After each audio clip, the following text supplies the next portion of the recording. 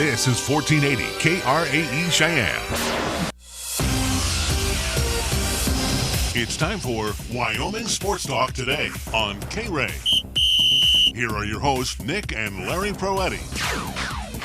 Welcome to Wyoming Sports Talk today. Larry Proetti along with Nick Proetti, and our program is being brought to you by Mondello's Pizzeria.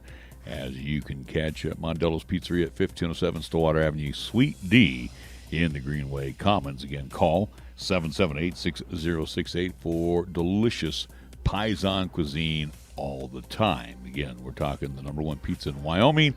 We're also talking about top 10 in the nation by the Food Network folks. And again, a variety of Paisan cuisines for you, like calzones, their pepperoni rolls. We're talking hot and cold Italian subs and their steak subs. All fresh, all delicious.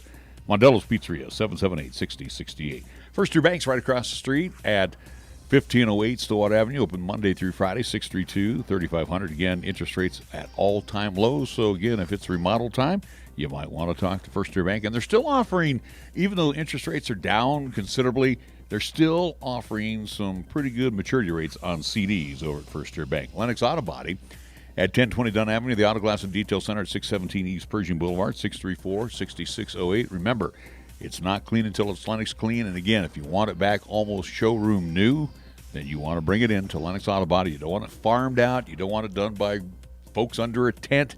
You want it done locally and professionally from Lennox Auto Body in the Auto Glass and Detail Center. B&B Appliance and TV, 714 Central Avenue, 638-6468 Frigidaire, Maytag, Whirlpool, GE on the floor right now for you to inspect. Great selection of televisions. If you want to get your TV through a box store, hey, you're going to get what you pay for. You want it to last and you want a name brand, then you definitely want to see B&B Appliance and TV at 714 Central Avenue, where they service what they sell. Service department on site as well. Medicap Pharmacy, for all your pharmaceutical needs. Gene and the great staff invite you to come on in where there's social distancing, and you can visit with them Monday through Saturday. They got a convenient drive-through if you would rather opt that way. Medicap Pharmacy next door to Texas Roadhouse. Chick-fil-A, Windmill, and Delrange, right across from Powers Field and Menards, where they serve up breakfast, lunch, and dinner. You got the mobile curbside, so use the Chick-fil-A app. 2 convenient drive-thrus for you, breakfast, lunch, and dinner. Don't forget those Parmesan meal kits, just $14.99 in original, spicy, or grilled. You're home for the real chicken sandwich taste, Chick-fil-A. Platte Valley Bank, 2 banking locations for you, Banda High as well as the corner of College and Pershing, 778-0021. Again, interest rates at all-time lows. They're offering so many banking services for you over there at Platte Valley Bank, so see Rick and the great staff today at Platte Valley Bank. Again, you want to talk to them Monday through Friday. Key of Cheyenne over on Nation Way was talking to my good friend AJ today, where over at Key of Cheyenne, the 20's got to go. 2021's on the way, already on the lot, the 2021 Seltos. Take a test drive if you want to go out there to Nation Way, where they're sanitizing hourly. Hand sanitizer, me, I do business that way. But if you feel incumbent that you need to do it online, you can do that online. KeyofCheyenne.com, and they'll do all of the prompting for you, whether you're buying or leasing. And then they'll even do a sight unseen trade appraisal. They'll even deliver for you as well, too. Key of Cheyenne, family-owned, family-operated on Nation Way. And at scoreboard time, it's being brought to you by Taco John's of Cheyenne. 5 convenient locations for you. Again, use the Taco John's app for delivery. You can see Taco John's over on the South Greeley Highway, downtown KRAE Avenue, Pershing and Ridge. How about Delrange and Ridge to the east of us, and on Yellowstone Road. Taco John's of Cheyenne. It's scoreboard time. Let's go first to Nick. What's going on? Just want to at least remind folks coming up this Friday here on 1480 AM, 101.1 FM, 1480KRAE.com, just 1480 KRAE in general. It is week 0, but the first game of the 2020 Class 4A schedule, regular season schedule, as at least our game coming up this Friday will be the number 4, at least ranked, preseason poll ranked, Cheyenne Central Indians. They will be at Casper. They will be at Natrona County. The Mustangs, who are the at least state runner-ups from last year. Again, the champs were Sheridan. Natrona County on the preseason polls are number 3. So Central at Natrona County coming up this Friday. Pre-game 6:30-ish here on 1480 KRAE. Kickoff is 7 p.m. Again, 1480 AM, 101.1 FM, 1480KRAE.com is where you can audio hear the contest and video live streaming on Periscope via Twitter at Nick Wiles Sports, and also through the 1480 KRAE YouTube channel. NHL action for tonight, 2 games on the slate. The Boston Bruins will be taking on the Tampa Bay Lightning. That's happening in Toronto, Ontario, 5 p.m. on NBC Sports Network. And last but not least, 7:45 on NBC Sports Network in Edmonton, Alberta, Canada. It will be the Vancouver Canucks taking on the Vegas Golden Knights, my Vegas Golden Knights, who do have a 1-0 series lead in that one. So that's what's happening in NHL action for tonight. Major League Baseball double-dip action between the Astros and the Halos. That is at Minute Maid. In Game 1, they're going to the bottom of the third inning. Astros lead 5-0. Oh, by the way, these are 7-inning affairs. Another double dip on tap, Marlins and the Mets. That will be at Citi Field. That'll get underway here in about 5 minutes. 4 o'clock games, Phillies at the Nationals, Red Sox at the Blue Jays. Orioles will take on the Rays at the Trop. 5 o'clock game, we'll have the Astros and the Angels in Game 2. Matter of fact, this game has been moved. It was originally scheduled for, I think, the 27th, so they moved this game to today. Yankees and the Braves at 5 o'clock. Also in the 5 o'clock hour, Twins at the Indians. Cubs and the Tigers at Comerica. 6 o'clock game, we'll have the Athletics at the Rangers. Pirates will visit the White Sox at Guaranteed Rate Field in Chicago. Reds, Brewers at Miller Park. Mets and the Marlins at 6:10. This is a makeup from August 20th at Citi Field. 6:15 we'll have the Royals and the Cardinals again at Busch. 7 o'clock games, Mariners and the Padres at Petco. The Rockies, after snapping their 7-game losing streak last night, again will take on the Diamondbacks at Chase. 110 right now in downtown Phoenix. And it will be San Francisco entertaining the Dodgers at Oracle Park. We move on to the National Butthead Association. Let's see what's going on the floor at Lake Buena Vista, Florida, at the ESPN Wide World of Sports Complex. Jazz and the Nuggets, they will match up here at 4:30. Utah holding a commanding 3-1 lead in this West first round. Also another Western first round between the Mavericks and the Clippers. That series not up at 2 games apiece. That will be taking place at 7 p.m. Our scoreboard brought to you by Taco John's of Cheyenne. Taco John's presents the most satisfying burrito ever. Challenge. We challenge you to find a burrito as big on flavor as the new Boss Burrito or Bowl, with over a pound of grilled chicken and cilantro lime rice. And we also challenge you to find it for less than $6. Go ahead. We'll wait. The new $6 Boss Burrito or Bowl from Taco John's. Bigger, bolder, better. Download the Taco John's app today for even more exclusive deals. Crunching. Fat, lazy, and stupid is no way to conduct a sports talk radio show. We've thrown down the gauntlet, upped the stakes, and made it clear that when it comes to sports talk radio in Cheyenne, there's a new player in town. This is Wyoming Sports Talk Today, and it's only here on AM 1480 KRAE.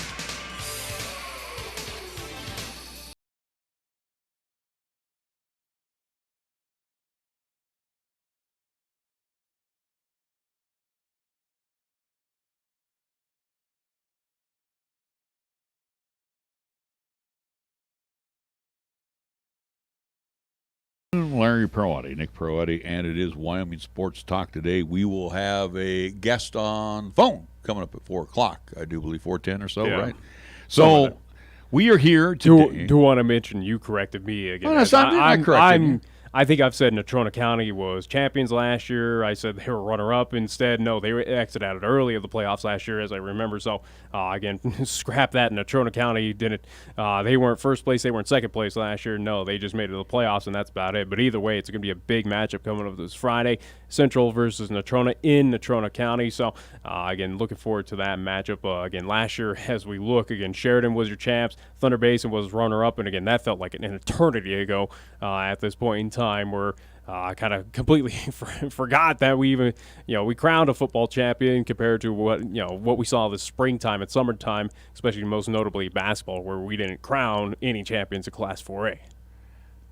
Yeah, well, we technically did on the girls' side. No, Cheyenne Central won. No, they're not getting any championship. I know, but they were 1-0, so I mean, you could technically give it to them. Anyway, as you mentioned, let's take a look at the polls. And again, the polls, no different than the coaches' poll, the Associated Press polls, and all these. Apparently now there's a fan poll, or at least they're encouraging fans. But I mean, this is just water cooler talk, And you could talk to every coach here in Class 4A, and they're going to tell you the same thing. They're going to say, "Hey, the kids get off on it, but they don't get all outside of, I would say, probably Cheyenne South and Laramie, as we saw last season. Pretty much, it's wide open of teams throughout Class 4A have a shot. And again, to be determined what we'll see out of the Plainsmen, out of Laramie, and same with Cheyenne South. But right now, you kind of give that at least lack of respect to those at least two programs. We're not anticipating them to do a whole lot here in 2020, but Sheridan to East, to Central, Natrona, Thunder Basin, Rock Springs, and even Campbell County of what we saw the Camels last year, where they got a lot of at least age and veteran leadership part of that team. Who knows what you'll see out of Campbell County this season, but it is wide open. Where could Sheridan repeat? Absolutely. Could Cheyenne East be champs this year? Absolutely. Could Cheyenne Central take the crown this season? I think without a doubt. I think they have a good opportunity as well, too. We'll see about Thunder Basin. Thunder Basin is probably the biggest bugaboo team here in 2020 in Class 4A. They lost a lot of veteran leadership, a lot of talent, but do they have – is it going to be a scenario what we're seeing at Cheyenne East where Thunder Basin just reloads every year and doesn't have to really worry about losing a lot of seniors or a lot of that talent? Well, again, Trent Pakula came into a very good situation. Most of the kids that went to Gillette 3 years ago transferred over, to the new school, Thunder Basin. So he basically picked up a lot of those sophomores and walked them through their sophomore, junior, senior years. So again, as Thunder Basin became more prevalent, the younger kids now, matter of fact, the quarterback that should be taking over for Hamilton, I think he is a senior this year, if I'm not mistaken. But my point is, though, Trent Pakula's had 3 years to build that program. Yeah. Now, on the other side of the ledger, let's talk about one Mike Apodaca. Same thing, too, when he took over the Central program. This is his third season. Yeah. Now, this group of seniors that he has, he had them as sophomores and had that chance to bring them to believe in the system. Thunder Basin kind of got pushed forward, or at least they had a little bit more success compared to Cheyenne Central. But again, because that was a good team over there at Gillette. They're on parallel lines, though. But yeah, again, the 3 seasons, Cheyenne Central has been trending upwards. Same with Thunder Basin. The Central, I think, though, here in 2020 has probably a brighter outlook, in my opinion, than what Thunder Basin has. Again, to be determined. But I have a little bit more confidence that Cheyenne Central could be in that state championship game compared to a Thunder Basin. But obviously, again, we'll see. There's plenty of time to see how each team kind of beats up each other. Will there be a team that runs the table this year in Class 4A? Highly unlikely. Probably not. Highly unlikely. Well, and you're right. And again, I'm going to agree with you to that point with Thunder Basin.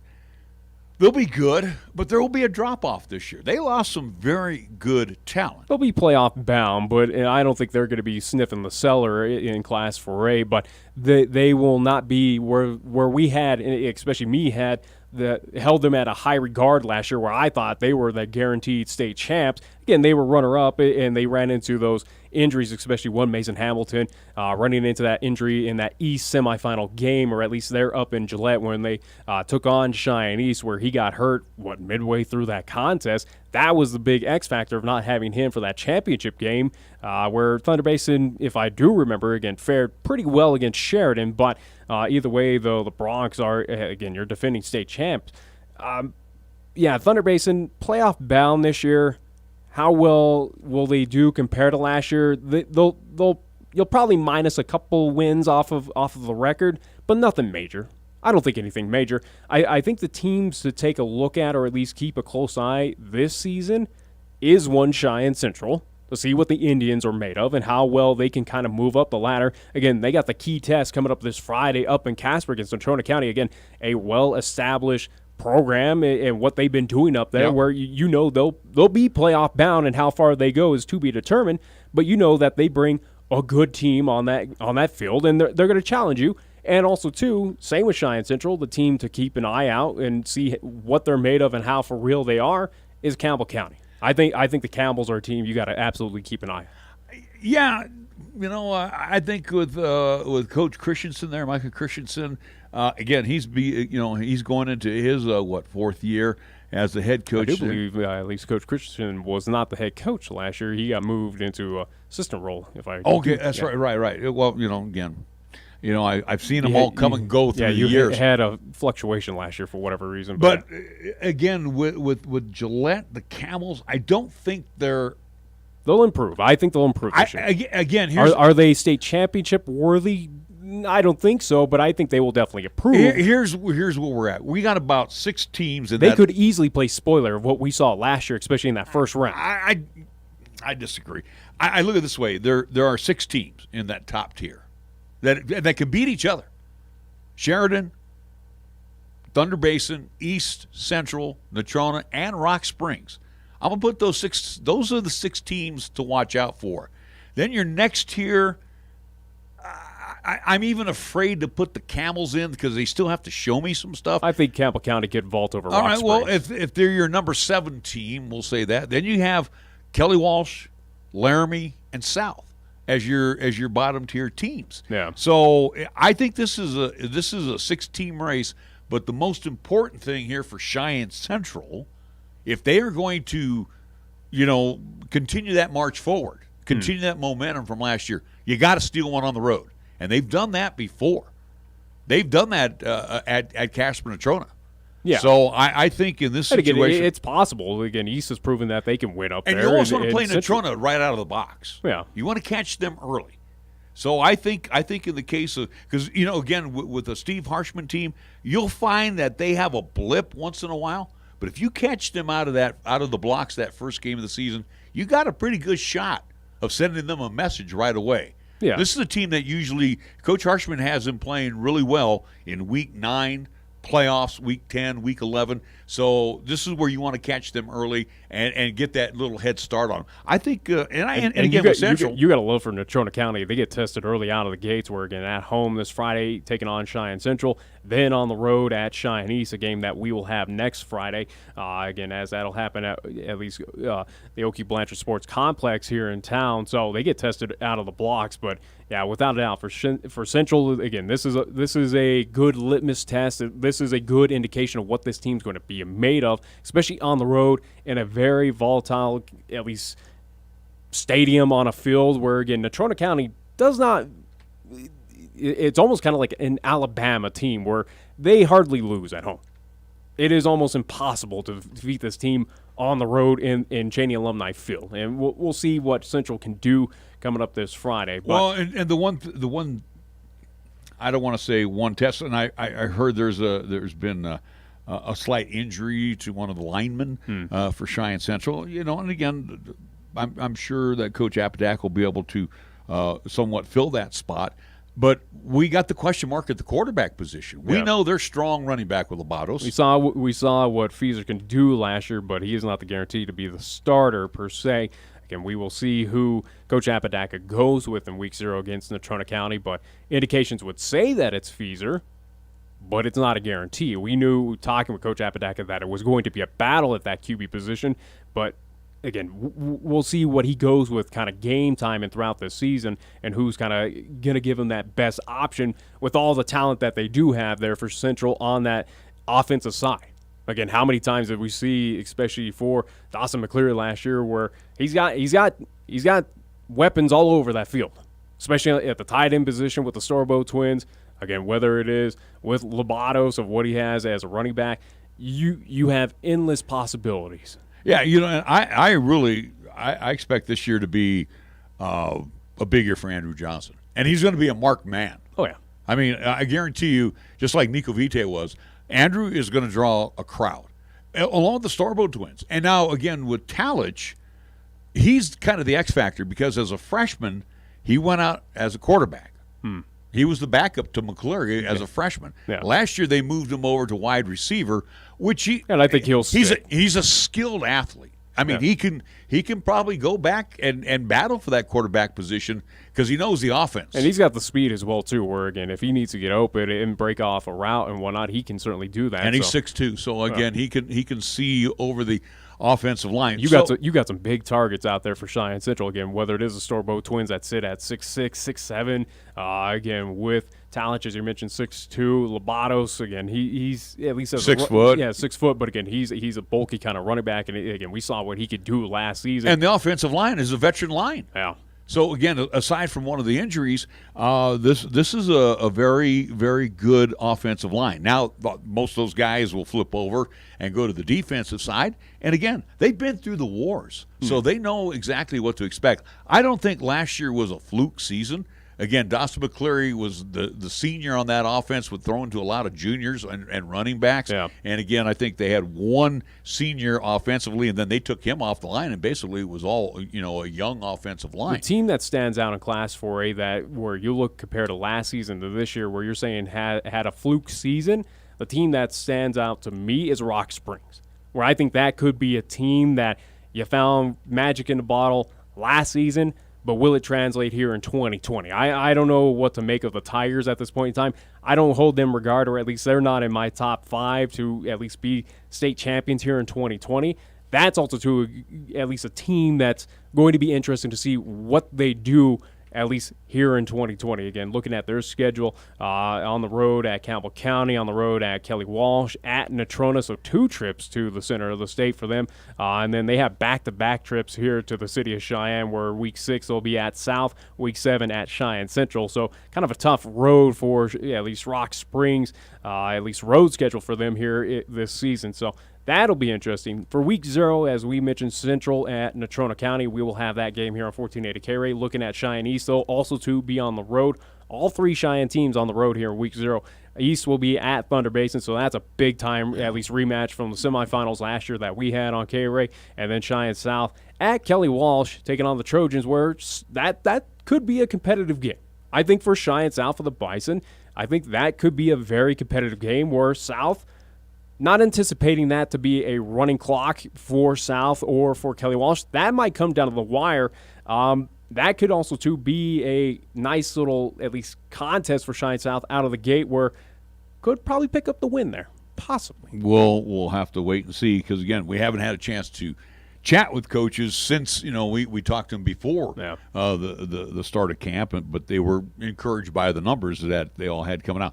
I'm going to disagree with you on Rock Springs. And I remember Rock Springs last year. And again, I've known Mark Lenhart and Coach Apodaca can agree with me with this. Again, another product out of Cheyenne Central.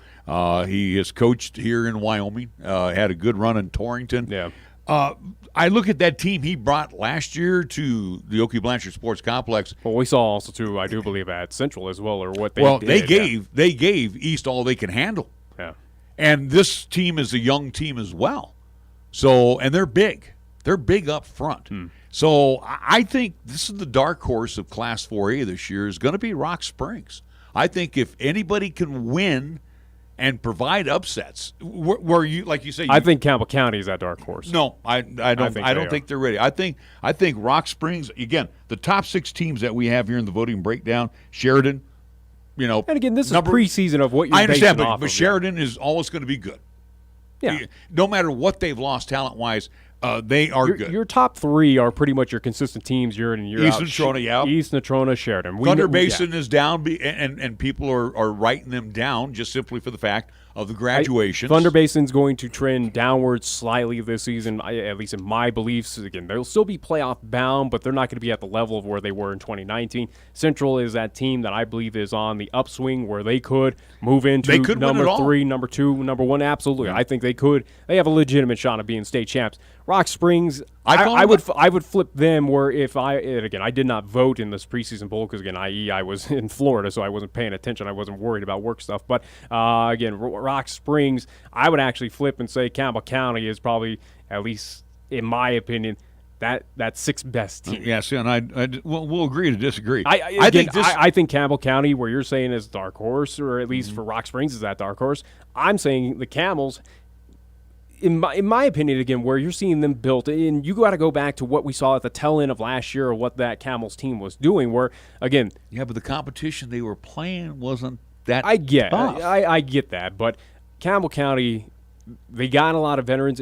It's pretty much where it's a team on the same level as what we saw with Cheyenne Central, where you had young talent that were again developing in that system. And again, you're kind of putting it on that parallel with Coach Apodaca, where year 1, it was a struggle. Year 2, hey, we're showing signs. And here, year 3, where we got a lot of aging veterans and seniors, and it's not a younger team as it was years in the past. It's now a much older team that's had a lot of varsity experience. I think the Camels easily could be that team that gets a couple upsets here and there. Not saying they're going to make waves this season. Not saying that they might be a 500 team. I'll give you that. I think Campbell County will be that team. I think Campbell County will beat up on the lower tier. I think when they match up again, and we'll see when they go up against Rock Springs. Yeah, again, week 0, they'll be at least hosting Rock Springs, so they do have that advantage. So they'll be up there in Gillette taking on the Tigers. So again, a long road trip there for Rock Springs. So that is also to a big contest. So we got some interesting games out of the blocks, especially for the 2 Cheyenne teams, East and Central. Again, Thunder Basin for East, at Thunder Basin, at Natrona for Central. Campbell County hosting Rock Springs. That's going to be a big one there. Looking forward to it. Again, week 0, you already have big kind of marquee matchups to kind of introduce you into the 2020 season. So right now, if you were the handicapper, do you like that top 5 poll thus far? I have no issue with it. Again, it's preseason. You go off of, again, what much do you have to go off of where anything and everything can happen? This poll is not going to I don't think this poll reflects where we're at coming up in week 8 all the way in October 23rd. I don't think this poll is going to look exactly like this. I think you're going to see that movement. I think Central could be that team where you could see at number 1, number 2 by that time. You could have this could be that season where you could have East and Central 1 and 2. And I agree with you there because again, we what we haven't talked about is the East Thunderbirds. Again, and there's not much to talk about. Where again for East, they're not going to trend downward. Well, again, you got Graydon Buell back there as a senior, so this is his 3rd year.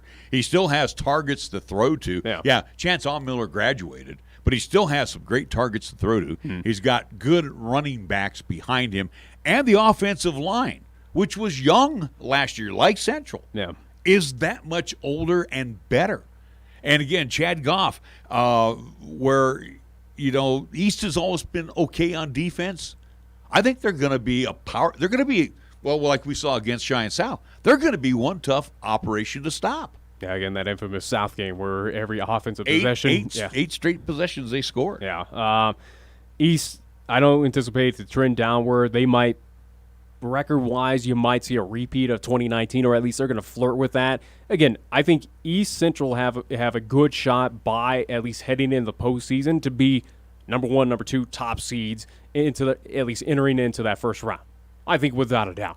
But it's going to be it's going to be for those top 6 teams, and again, I'll minus out Rock Springs, at least in my opinion, where I'll scoot in Campbell County. Go ahead. I think that East, Central, Sheridan, Natrona, Thunder Basin, and Campbell County, it's going to be a dogfight. Where again, pretty much any matchup between those 6 on any given night, doesn't matter if it's there or here or wherever it may be in the state of Wyoming, every team's going to have a legitimate shot or a good shot of winning. And again, too, you look at the balance this year. See, last year was kind of the year of the quarterback.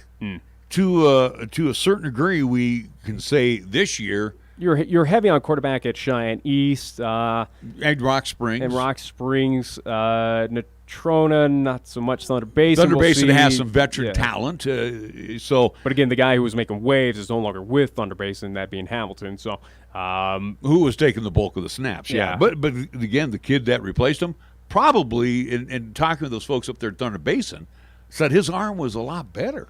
So they might be even a better threat to throw the football. Again, South has their problems. Laramie's going to have their problems. Casper Kelly Walsh, they've had problems at the QB position. So, again, last year was that solid year of quarterbacks. This year, it might be whoever has the better pass game, which could be Central, East, and and Sheridan, which always perennially has a great passing game to counteract their running game. So I think this year, whoever throws the football better is going to be probably your champion this season. Yeah, Sheridan doesn't really get tested out of the blocks. Again, at home hosting Laramie here in week 0. Week 1, they'll travel down to Cheyenne South. So do they really want a running clock the first week of the season? They might have it for the first 2 weeks, unfortunately. All right, well, we're going to take a timeout. We're going to be back with more right after this on 1480 KRAE. Do you know what to do if you're stuck on the railroad crossing? Get out of your vehicle. If a train is not approaching, find the blue and white emergency notification system sign on the traffic signs at the crossing. For help, call the number on the sign and give them the crossing number so they know your location and can alert train traffic. Remember, find the blue and white to save your life. For more information, visit oli.org. Sponsored by the Wyoming Association of Broadcasters, Wyoming Operation Lifesaver, and this station. If it happens on the diamond, the hardwood, the field, or even the ice, we'll talk about it on Wyoming Sports Talk today. Hi, this is Nick Peretti inviting you to join Larry Peretti and myself each weekday from 3 to 5 p.m. as we, along with our special guests, talk sports locally, regionally, and nationally. And you can chat with us too at 307-514-1071. It's Wyoming Sports Talk today, only on 1480 KRAE, and you can stream live with us at 1480KRAE.com.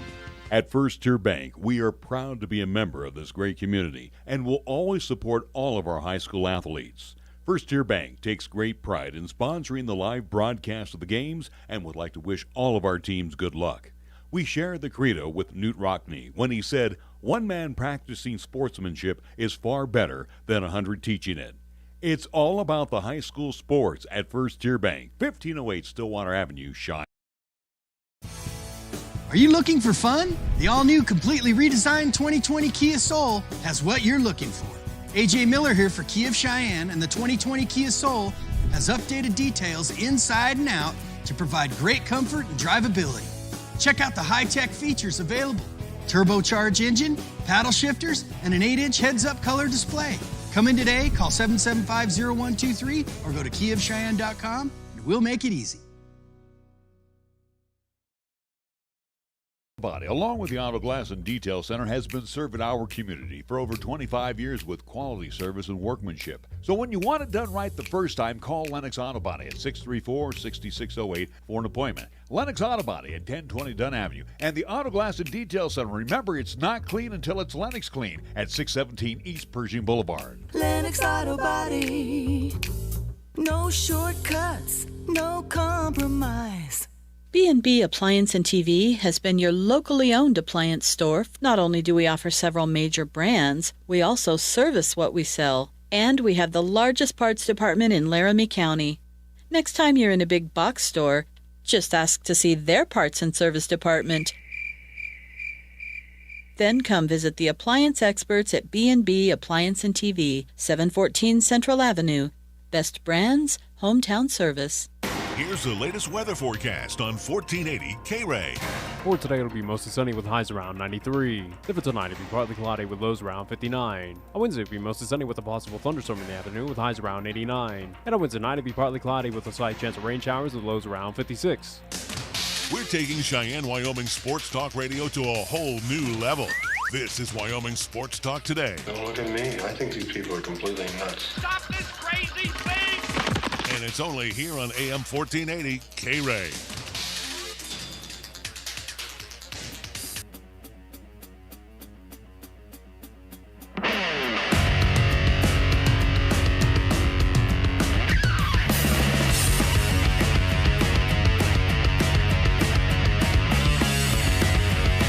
We're back on Wyoming Sports Talk today as we discussed at length the Class 4A. And again, we'll see quite a few of these teams throughout the course of the year. And we'll talk more, at least coming up in the 4 o'clock hour, at least more high school football. Again, getting more in depth with the Class 4A and looking at other classes as well, too, here in 2020. Well, let's look. We can kind of bypass 3A because we don't have a dog in the no rooting. Again, looking at the polls. Star Valley, the Braves, always going to be. Go figure.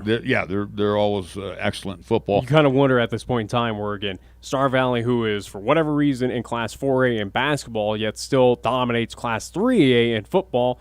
When are they going to eventually get moved up to Class 4A for football to at least not be that consistent dominant factor? They keep cherry picking this, that, and again, I'm not a big fan of the Wyoming High School Activities Association, but again, they cherry pick some of this stuff, and you're right. I think it's absolutely silly, stupid the way they do things. And again, the quadrants were the dumbest thing they could come up with. And again, we look to last year, especially in Class 2A, with Burns running up against Mountain View, where Mountain View, who has a little bit higher population, team is a little bit more stacked than what Burns was running into. Burns unfortunately got kind of whipped in that contest against Mountain View. But go figure that they're your 2A champs from last year, who are anticipated to be 2A champs again. Yeah, preseason poll puts them at number 1. Coach Morrison already said, "Hey, this is the team you got to beat." Yeah, but and again, he said that last year, where hey, it's going to be a tough thing, and it's a little unfortunate. Hey, that we take on this team that is coming from a city that has a little higher population, and again, that team puts out, at least stresses a little bit more than what we got here in Burn. And they boat raced everybody last year. Yeah. So you look at, we go 4A, 3A, 2A, where Mountain View, again, is the top team. They're the defending 2A champs. Then you see 1A folks moving into the 2As this year. Because well, again, yeah, we have the reclassification that we talked about months ago. And again, you'll see the Bighorn Rams. They're always traditionally a good team in Class 1A. So they may give Mountain View a run. I doubt it, but again, Bighorn Rams are pretty doggone good. You also have the Cokeville Panthers, traditionally a good football program in Class 2A. They were runner-up from last year, yeah. And Upton Sundance, they've been pretty decent. And then you have Burns. This Class 2A, aside, and again, right now you have to put Mountain View on top. But with the addition of Cokeville and also Bighorn, I won't throw Demopolis in there. It's very interesting. You got yourself a good Class 2A. But it's also too very interesting where you look on this poll, top 5. Again, you have 3 1A schools from last season that are now sitting there in the top 5 of Class 2A, at least preseason polls. Mm-hmm. Burns, who was a semifinalist, who again they got whipped on, but they made it to that point, taking on a Mountain View team who are eventually your 2A state champs.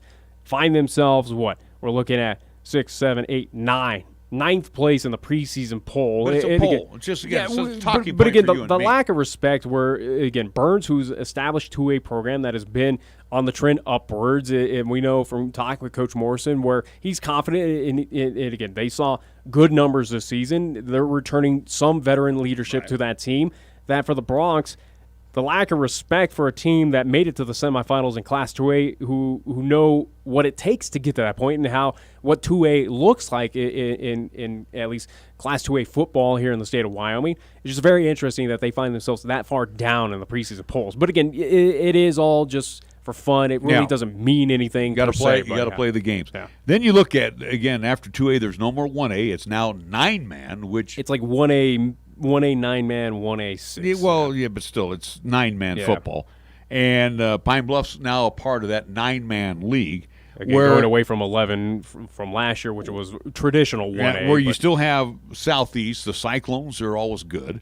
Rocky Mountain always puts out a good football program. So, again, there's some toughness right there for Pine Bluffs. And then you look down the list, you got the right Panthers in there, Shoshone, Lingle Fort Laramie. The Doggers move up from the 6-man now to 9-man, so they're going to be a very competitive outfit there. It's just interesting how some of the classifications went down. It's interesting in the 6-man, Little Snake River, who were the champs last year. They will stay there along with Farson, Eden, Encampment, HEM. So I got to remember what that is. And then Burlington, KC, Hewlett, Guernsey, Sunrise. The Vikings are playing 6-man in DuBois. So, again, looking at it, the teams on the East, again, the teams that have been top in those relatively lower classifications still are at top. And I guess you could say that even same with Class 4A with Sheridan, where Sheridan is kind of that dominant factor. It's either them, Natrona, or Cheyenne East at this point in time. So, again, they find themselves 1, 2, and 3 in Class 4A. So, not a whole lot of parity in the preseason poll, and with teams that you expect to be in the state title games or at least kind of competitive for a state championship, it kind of went to Hoyle, right, in the preseason polls, where, again, Mountain View, you expected them to be up top. They're going to probably be at top. You're looking at 9 men. Yeah, but Bighorn got some votes, though, too, for first place. And, again, most of those votes they got for number 1 probably came out of the north because, again, that's nearby Sheridan. And, again, Bighorn has been a powerhouse football program in 1A for years as well, too. Yeah. So maybe Mountain View might be tested this year. We'll see. We will definitely see, again, going from a lower classification of 1A to now jumping up to 2A, which, again, not a massive leap per se, but, again, You're still playing 11 guys on each side of the football. Yeah, so it'll be very interesting to see what happens in Class 2A, but you would anticipate that probably Mountain View is going to be there by, when it's all said and done. Star Valley in Class 3A. Be interested to see, as we saw the lower classes get the movement up and down, or at least again, we saw all sorts of movement in the off season before 2020. But again, as most notably, Class 4A still stayed the same. You wonder when it's going to be that time to bring up Star Valley or Jackson. Again, teams that are in 4A basketball, right, but are not in 4A football. Again, you say bring them up for the whole shooting match. You might as well. If you're going to compete in 4A basketball, you might as well just be 4A all the way. And you remember last year I was griping about the Buffalo Bison. They were in 2A. They have no business being in 2A. Population-wise, they're like about 8,000 people that live in Buffalo. Ask you shall receive. Again, they moved up to 3A. Yeah, now they're back in 3A. But again, this is what makes me mad. Green River, that was at least when I was playing, was a 4A. Same with Evanston, now in 3A for whatever reason. But again, just interesting that 4A did not get touched. But you wonder, at what point in time, will it come this offseason or years at least down the line, will 4A stay the same? Will we see teams, as we've talked about Cheyenne South, will South be dumped out of 4A to 3A to kind of build up? They won't do that. Yeah. And again, we've already had that discussion. Yeah, without but the Wyoming High School Activity Association, again, with the cherry picking, and again, it's almost like they're never satisfied. They got to always tinker with stuff. They tinker. They don't put anything in place. Again, we've had EWAC. Yeah. Then we've had the South, the North. I mean, and again, it's just like we divided into divisions, and even with basketball, where again the cluster that is basketball right now in the quadrant system, and how the playoffs, especially the regional tournament, is set up, it's a complete joke. And we've heard coaches here on air basically say, "Hey, it's a joke of what the Activities Association is doing right now in basketball." Football is kind of seeing the similar stint of, why are we tinkering? Why are we moving pieces up and down? How does this make any sense? Well, and technically, and I'm going to be real candid about this, if you're going to tinker and cherry pick like you do every year, you could turn Class 4A into 14 teams, and you could go north-south. Yeah. If you think about it. You got East, Central, South, Laramie, Rock Springs, bring back Green River, bring back Evanston. Yeah. There's your I-80 series again. Then you can go north where you have Campbell County, Thunder Basin, both Casper schools. You bring back in Riverton. All right. You could bring back in Riverton. How about Star Valley and Jackson? Yeah, you could do that. Or you could go Cody. Cody, yeah, you could go Cody. So again, you technically could make Class 4A a 14-team division. But again, does that get more watered down, or is it something that you play top heavy? You play 6 games here. For example, you play the 6 games in the South. Well, and again, I'm just more talking about the Activities Activities Association of why they would not go to that route, of why they would probably drag their feet on it. Is it something that they're afraid that it's just going to be super top heavy and you're not going to see as much, at least competitiveness? And again, my argument is, and we brought this up at least I have, and again, you look at those final scores. How many times or percentages, it was percentages of what I brought up last year compared to the rest of the classifications of Class 4A. It seemed like about half of the games last season, regular season, were running clocks. Yeah. If your issue is that you're worried about bringing up these 3A teams to be part 4A that are going to get their brains beat out, you're already seeing that right now with teams established in the 4A ranks. Yeah, well, I think if anything, it would be more promising to a Cheyenne South, to a Laramie, to a Kelly Walsh, to some of these lower down teams to bring up some of these 3A schools where, again, not to say that, hey, we're going to make every team even or at least have a shot, but I think it makes more competitive games. I think it makes it more interesting where it's not all right, here we go. South is now down by 20 in the first quarter, and again, we still have like 5 minutes left to go. No, I think, if anything, the argument for moving up some of these teams in Class 3A to kind of make it a larger 4A football season, as you're talking about, possible 14, maybe 12, who knows what that could look like. I think it makes it more competitive, more interesting football for some of these lower down teams right now in Class 4A to have a shot at Star Valley. And who knows what Star Valley could do against the likes of Sheridan, East, and Natrona. Could they be competitive? Probably. Maybe. We see on the basketball side that they certainly can compete on that side, at least on the west side. Right. Who knows? Could Cody, and could again, Jackson, too, Evanston? And again, too, in the 14-team division, just for argument's sake, again, you take your top 8 and the 6 teams that don't make it. Tough. Again, we'll go back to 2008, Cheyenne East, their championship. At least of my senior year, Evanston was in that championship game, so Evanston can make it that far. Mm-hmm. They can produce. We've seen at Evanston a 3A current team that can make it to that same title game. They got a population of about 13,000. Yeah. Green River's got a population of about 13, 14, 15,000. You bring in that rivalry back again of Green River versus Rock Springs. There's that. Well, I think you don't leave Rock Springs now isolated all the way the far end of the state just by themselves. Where again, you look at their road trips right now. Again, you got to go all the way across to Gillette for week 0. You're going up to Casper. Yeah, we're not saving any gas money here. I got you. You go to Casper twice this season for them. And again, back-to-back road trips to Cheyenne. Back-to-back road trips to see South and Central. Right. Well, and again, this is not, a gas-saving measure or cost-cutting by the Wyoming High School Activities They might have to, especially now. But again, like I said, either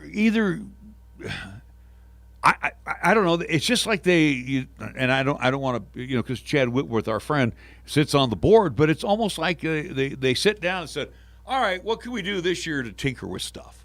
Because again, on the population side, if I'm going to look at Class 3A, I'm going to say right now that Green River is the most populated of those teams.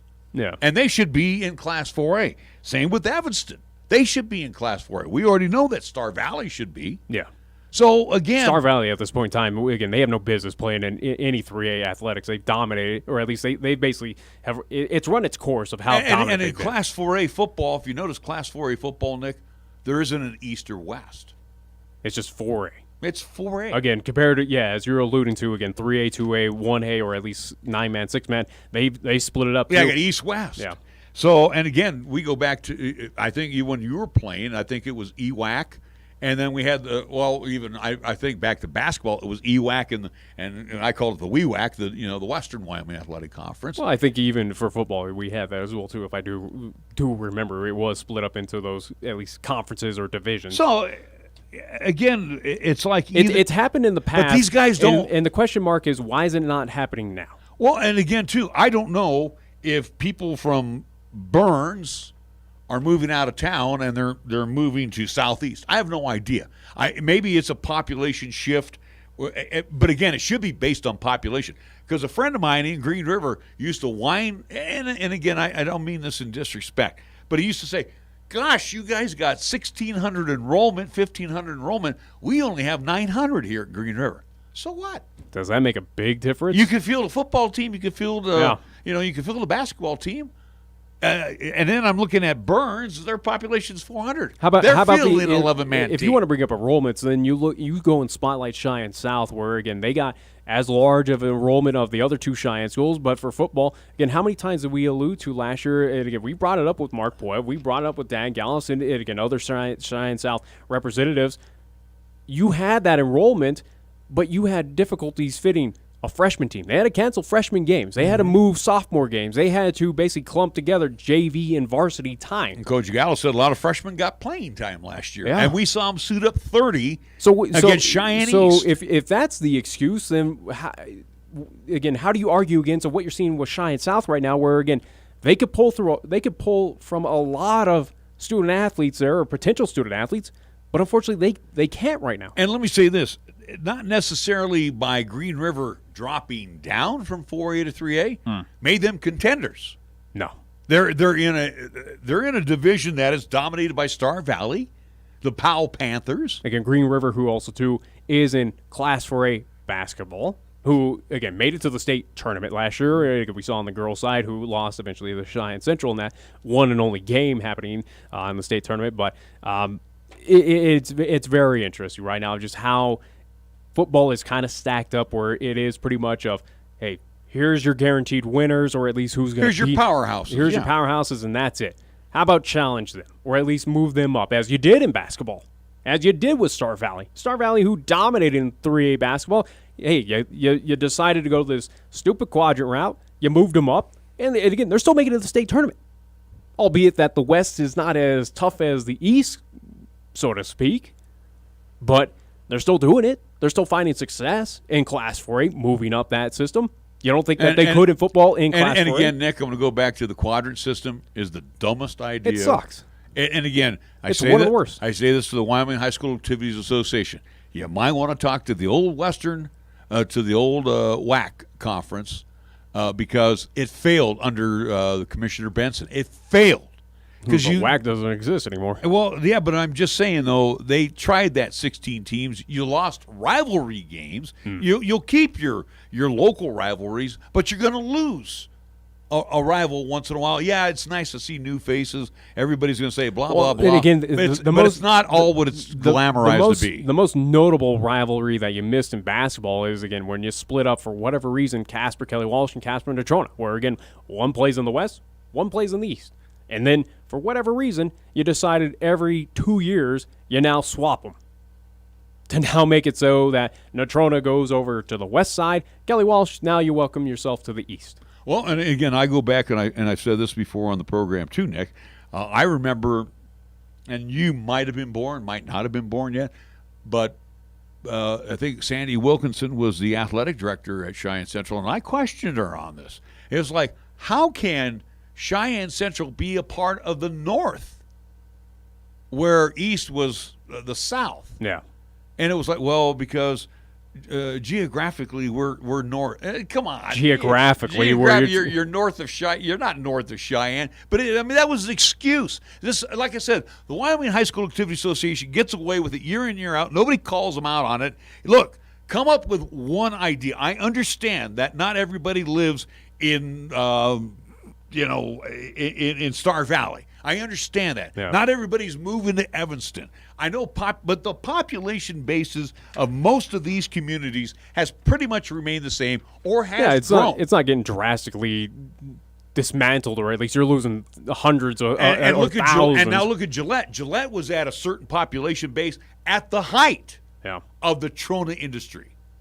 Now, with things scaling back, do those people move out? Does that cut the population down somewhat in Gillette? Yeah. I mean, they have some little outlying areas to draw from, but the thing is, and you got to imagine as well too. You again, keep tinkering with stuff. You're basically lighting a match to a big old keg of dynamite. Yeah, again, Sheridan and Gillette, two interesting communities, especially of what they've been at least affected by throughout this entire offseason, or at least here in 2020, whether it is the energy sector getting dismantled, or again whether it is Gillette and Sheridan, the community colleges up there, having their athletic issues, or at least that cancelization, where again you're now losing families, coaches who had potential students in those schools now basically had to move on due to the fact that, hey, they don't have a job, or at least they didn't anymore up there in Sheridan and Gillette. Well, and here's the other argument, too. And eventually we got to take a last break. We'll get to that here in just a second. The other argument is, why doesn't Casper have 3 high schools? Yeah. Now, we technically have 4. So let's get that Triumph out. as well, too. Yeah. Triumph is a high school. But they do not compete in any athletics. But I'm just saying, and I think in Casper... Or at least I don't think Triumph competes in any athletics. They might... Yeah, I don't know. But, you look at Casper, and I think they have technically the same thing, 3 high schools, but it's, it's non-sanctioned. But Casper is big as Cheyenne. Why aren't they doing 3 high schools? Why are we the only one doing 3 high schools? That could be on a whole... How about Laramie? Population, again, 30,000 people. Yeah. Now, again, how much of that is university-driven, I don't know. But the point is, they're big enough for 2 high schools, aren't they? Yeah. Technically. Even though they built the new Laramie High School. I'm just saying, though. So, again, a lot of this is screwball-y stuff that comes out of the You Wyoming wonder how high much schools. it is kind of politically kind of charged, or at least there's something on the back end, I'm even going to stay out of the politics of it. I just think they need to just settle. Again, does Casper want to split up into a triad out there to run the risk of, hey, Natrona now has to take, you're going to lose some of those Natrona folks. And Kelly Walsh, you're going to lose some too. So, yeah, whoopie-doo. Central and East has said the same thing. We're losing some more. And if I think anybody got affected, I think it was Central that got more affected by South opening up. Yeah. So, again, the Wyoming High School Activity Association, like I said, I have problems with them. I have problems in some of their decisions and when they sit down and do things. But, again, I got to follow what they're doing because we have to go where our teams are assigned. And I think the plan that we came up with, or at least looking at how you could change Class 4A, it makes sense. It makes sense that, again, the argument, and I think where the argument is that Class 4A right now has issues, so to speak, between the top level teams and your bottom tiers. And again, it doesn't even, and I wouldn't even say kind of the basement dwellers, but we've seen how many times those running clock games. Too many and again, year. without knowing my actual stats where we went into it last year, again, Class 4A was sitting about 50% of every regular season game. 50% of them were running clock situations, or at least it was a scenario that teams were getting blown out by at least minimum 21 points. Or 28 points. Again, not knowing my actual what stats was, but it was something very disparaging where, again, competition was not there. Yeah. Was not there. And I think if you move in some of these 3A teams, that competition level could be there for South, for Laramie, Kelly Walsh, Campbell County. And again, who knows if they'll be competitive against Sheridan, Cheyenne, Central as well, too. They could easily be. That's the question mark that no one wants to answer right now on the football side. We do need to take a time out. We will be back with more after this on 1480 KRAE. When you say Mondello Pizzeria, think authentic Italian. When you say Mondello Pizzeria, think made fresh from scratch. When you say Mondello Pizzeria, think great pizza, delicious Philly cheesesteak, superb hot and cold Italian sandwiches, meatballs, sausage, and special subs, calzones, crisp salads, and great service. When you say Mondello's Pizzeria, think unmatched Italian taste. Mondello's Pizzeria, 1507 Stillwater Avenue, your only true Italian stop for lunch or dinner. At Medicap Pharmacy, we concentrate on nothing but your medications and your health. Each location is a locally owned full-service neighborhood pharmacy. We won't make you walk through aisles and aisles of stuff or wait in a long line. Instead, we'll always make time for you by listening, answering your questions, and explaining your prescriptions. Medicap Pharmacy, we'll always make time for you. Medicap Pharmacy, 1947 Bluegrass Circle, next to Texas Roadhouse in Cheyenne. Or call 635-3712. Is a refinance right for you? Rates are great. With a refinance from Platte Valley Bank, you can save money, lower your monthly payment, pay off other outstanding debt, or even shorten your loan term. Ask a Platte Valley Bank mortgage lender how a refinance could benefit you today, or start the process online at www.pvbank.com. You can count on Platte Valley Bank. Platte Valley Bank, member FDIC, equal housing lender. All loans subject to credit approval. Certain restrictions may apply. We are the key to your cleaning success. The Key People that provides affordable office and professional cleaning services for over 40 years with exceptional customer care. All of our contractors have background checks and are licensed and bonded. We guarantee you a safe and secure service that is tailored to your individual and business needs. The Key People do not impose year-long contracts, and all quotes are free, confidential, and personalized. Call Key People at 1-800-468-8283. That's 1-800-468-8283. Did you know that in rural areas of Laramie County, electricity is reliable and affordable because of High West Energy? Based in Pine Bluffs, High West Energy is an electric co-op owned by the 10,000 customers we serve, and that includes F.U. Warren Air Force Base and 20 subdivisions around Cheyenne. For more than 75 years, High West has been proud to play a part in the steady growth and economic development of this region while also contributing to local nonprofits, charities, and civic organizations. Chick-fil-A at Windmill and Del Range across from Powers Field is a proud sponsor of our high school and LCCC student athletes. Chick-fil-A always offers 2 convenient drive-thru lanes to pick up your order if you are on the go. Plus, they have an excellent dining room for the whole family. And remember to order ahead. Use the Chick-fil-A app on your phone. Stop into Chick-fil-A today, open Monday through Saturday, where you can enjoy breakfast, lunch, and dinner. Your home for the real chicken sandwich taste. Chick-fil-A, Windmill and Delrange. This is 1480 KRAE Cheyenne. Also being heard on translator K266CC Cheyenne at 101.1 FM. It's time for Wyoming Sports Talk today on KRAE. Here are your hosts, Nick and Larry Proetti. It is hour number 2 of Wyoming Sports Talk today. It is being brought to you by Mondello's Pizzeria. Get a hold of Joe and the crew at 778-6068 for takeout, or you can drop on by and order right there at the takeout window. 1507 Stillwater Avenue, Suite D in the Greenway Commons. Open Monday through Saturday, beginning 11 o'clock, Sundays at 12 noon. First Tier Bank is right across the street at 632-3500, and First Tier Bank is there for you Monday through Friday. Lennox Auto Body at 1020 Dunn Avenue, the Auto Glass and Detail Center, 617 East Pershing Boulevard, both part of the Lennox Enterprise family. And again, for either or, I get a hold of my good friend Heather at Lennox Auto Body, 634-6608. B&B Appliance and TV, 714 Central Avenue for 54 years now. You've depended on Bruce and the crew to take care of your appliances, and they stock only the best. B&B Appliance and TV, along with their service center, they service what they sell, 638-6468. Medicap Pharmacy, for all your pharmaceutical needs, Gene and the crew say, come on by. We are here for you.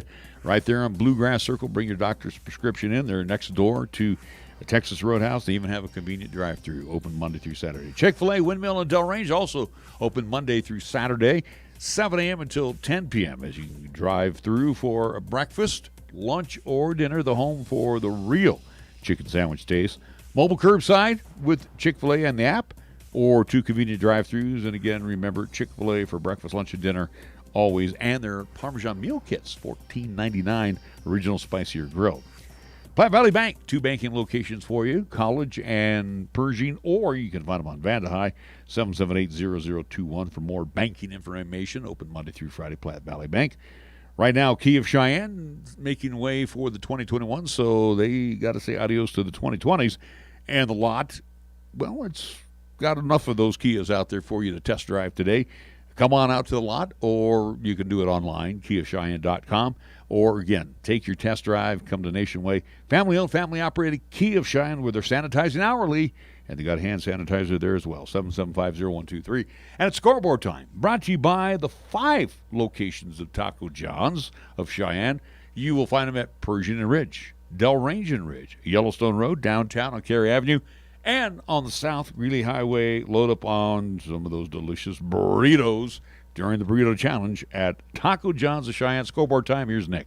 We're reminding folks, coming up this Friday here on 1480 KRAE, 1480 AM, 101.1 FM, and 1480KRAE.com is where you can hear the contest. It'll be Week 0 action, game number 1 for us, as we will have Cheyenne Central, the at least preseason poll number 4 team, taking on the number 3 team, that being Natrona County in Casper, Wyoming at Cheney Alumni Field. Pregame is set for 6:30 here on, at least 6:30-ish pregame here on 1480 KRAE. Kickoff is at 7 o'clock up there from Casper. So again, Central at Natrona County, 1480 AM, 101.1 FM, 1480KRAE.com, and video live streaming as we've done in the past and will continue to do. We'll be Periscope via Twitter at Nick Wiles Sports is where you find that, and the 1480 KRAE YouTube channel. NHL action for tonight, 2 games on the slate. 5 o'clock, NBC Sports Network, Toronto, Ontario. It will be Boston Bruins taking on the Tampa Bay Lightning. Boston leads that series 1-0. And at 7:45, also 2 on NBC Sports Network, live from Edmonton, Alberta, it will be the Vancouver Canucks taking on the Vegas Golden Knights, my Vegas Golden Knights, who do lead that series. Vegas does, 1-0. So that's what's happening in NHL action for tonight. We update you Major League Baseball. Game 1 of a double dip between the Angels and the Astros. Halos trail 6-3 into the top of the 6th inning. Top of the 3rd inning in another double dip between the Marlins and the Mets, and the Marlins lead 3-0. 4 o'clock games just getting underway. Phillies at the Nationals, Red Sox and the Blue Jays a little later on. Also in the 4 o'clock hour, Orioles at the Rays.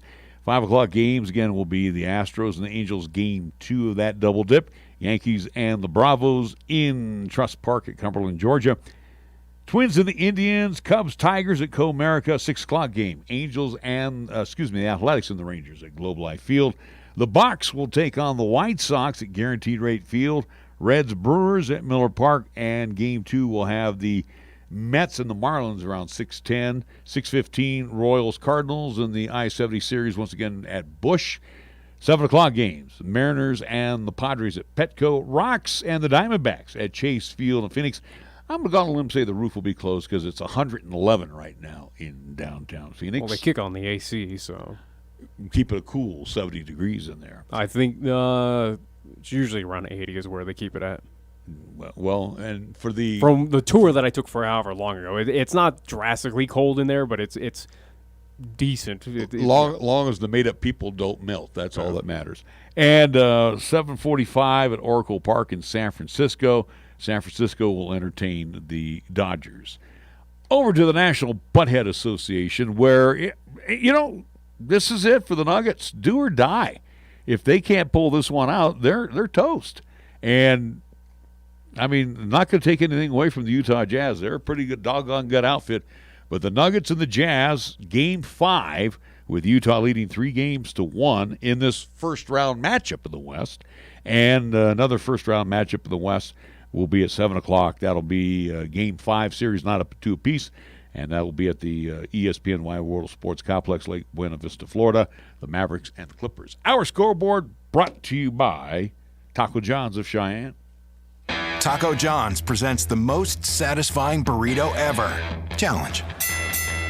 We challenge you to find a burrito as big on flavor as the new Boss Burrito or Bowl, with over a pound of grilled chicken and cilantro lime rice. And we also challenge you to find it for less than $6. Go ahead. We'll wait. The new $6 Boss Burrito or Bowl from Taco John's. Bigger, bolder, better. Download the Taco John's app today for even more exclusive deals. Crunching! Do you know what to do if you're stuck on the railroad crossing? Get out of your vehicle. If a train is not approaching, find the blue and white emergency notification system sign on the traffic signs at the crossing. For help, call the number on the sign and give them the crossing number so they know your location and can alert train traffic. Remember, find the blue and white to save your life.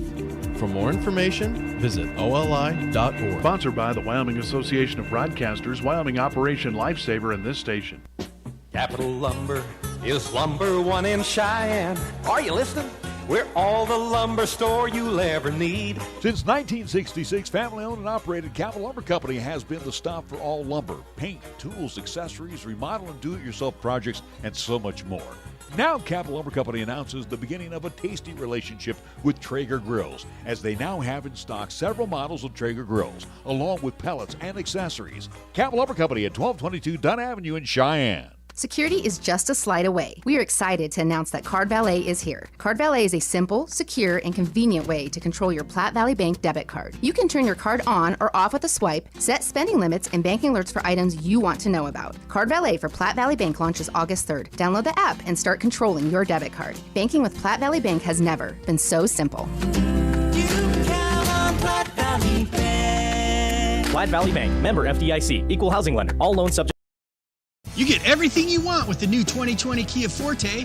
AJ Miller here for Kia of Cheyenne. And this sport compact sedan has advanced technology, sleek styling, awesome connectivity, and plenty of space for passengers.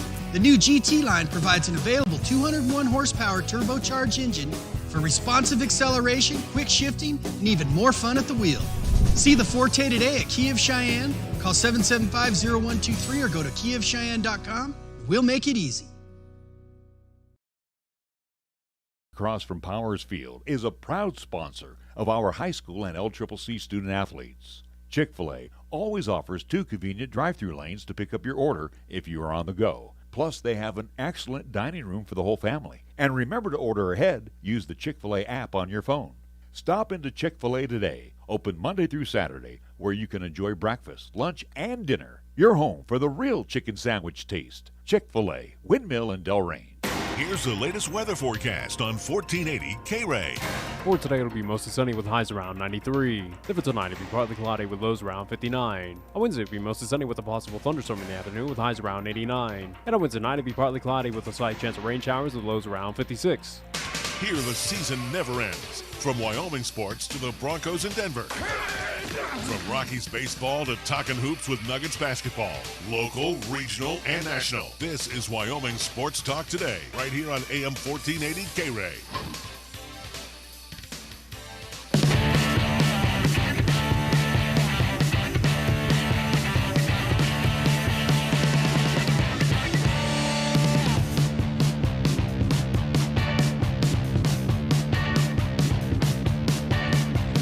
Well, we get to bring on our first guest, or our only guest today, via telephone, and we're going to be talking to the host of Wyo Prep Podcast, and also, too, if I understood you right, Nick, he is the voice of the Green River Wolves, and this is Jake Hibbard we're talking to. Jake, how you doing?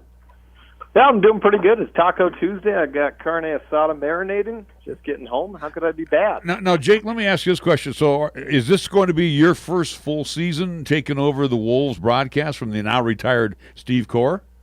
Yeah. So you got the Hall of Famer Steve Corr's shoes to fill. Boy, I wouldn't put any pressure on you now, would I? Yeah, no. I mean, look, Larry, I've been everywhere the last 3 years. This is my fourth team in a year and a half. I did Evanston for 4 years.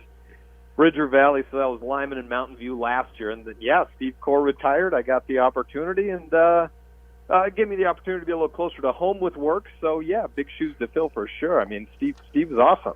Well, we wish you all the best, and I know you'll continue to keep up the good work out there in Green River. And, again, the Wolves we always look forward to when we're taking on the Wolves, whether it's obviously, it's going to be in hoops because we never know when we're ever going to play again in football. But well, thankfully, we're playing football, at least, again, for Jake and for us. At least we do have a football season where it was up in the air with COVID-19. Will we be pushed back to spring? Let's talk football with Jake. Let's talk about it because it's coming up this Friday. At least we have scrimmages in other classes, but in Class 4A, hey, we got Week 0, Game 1 action happening throughout the entire state of Wyoming where Jake, we kind of brought you on to get your thoughts on it, and we just had a long, hour-long discussion of all sorts of topics. But in Class 4A right now, give us your thoughts on teams to kind of keep an eye out where they might be that dark horse, so to speak, here in 2020.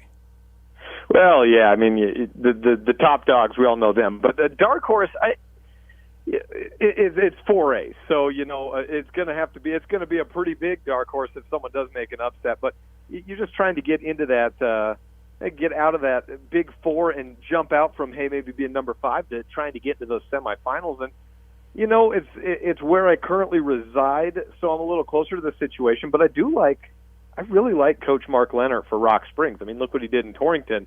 His track record's excellent. And last year, they were tough. I think they finished 4-6 on the year. This year, coming back, they've got their backfield back, both of their running backs. And I think they were the 4th-rated rush team last year. I'd probably look for them to be a little better this year. They've got some linemen back.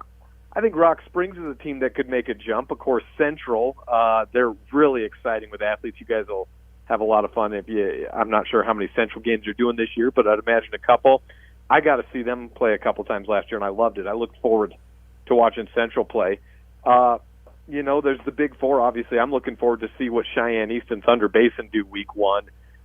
Week 0, I guess. I'm never going to get used to that coming from not being a Wyoming native. But Week 0, really excited to see what happens there. But you're looking at a dark horse. I want to see, can Rock Springs kind of break a bit of a stigma that I think hangs over that town of, can you really succeed when it comes playoff time? And I think if someone's going to do it, Mark Leonard's the guy that's going to lead him there. Where he agreed that, or at least his thoughts were Rock Springs with you, Jake. Me. I went with Campbell County with the Camels, where we've seen this team. I kind of put them on parallels with Cheyenne Central of how, again, you took young talent and they've been developing year in and year out and getting into kind of that next level. And we saw what they could do at the tail end of last year, albeit, again, against kind of interesting opponents for Campbell County. But in 2020, it's a team that has a lot of varsity or at least veteran experience. Again, players that have been playing since their freshman year who had a taste of that varsity experience.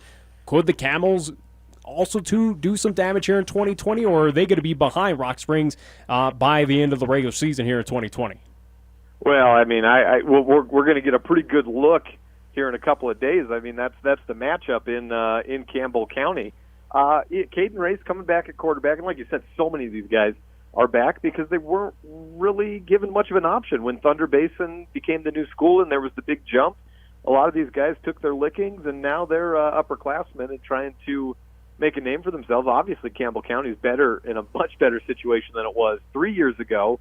5 years ago, that's a different story, but that's a lot of rushing yards to replace, too. I think it's probably going to be Wilson taking on that load, but, man, 1,100 yards, I think Caden will probably pick up the slack a little bit at the quarterback. He'll see some running time and see if his arm gets a little more accurate this year. Campbell County certainly, but I mean, yeah, sure, they've got a chance.